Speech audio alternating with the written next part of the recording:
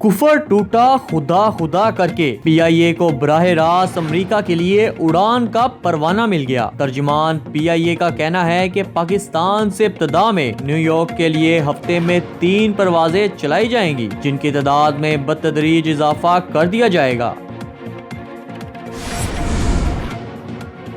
وزیر اعظم عمران خان کی سنگاپور کے ہم منصب سے ملاقات میں 2 طرفہ تعلقات اور اقتصادی تعاون کو مضبوط کرنے پر بات چیت کی گئی۔ اس موقع پر شاہ محمود قریشی، عبدالحفیظ شیخ اور اسحاق داؤد بھی موجود تھے۔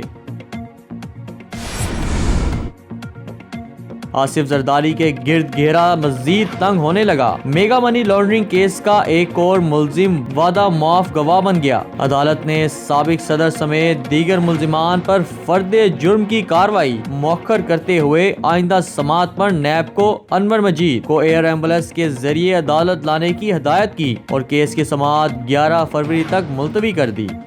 اگر آپ نے ابھی تک ہمارا چینل سبسکرائب نہیں کیا تو ابھی سبسکرائب کریں اور بیل آئیکن کو کلک کر کے ہماری لیٹسٹ ویڈیوز کے بارے میں اپڈیٹ جانیں۔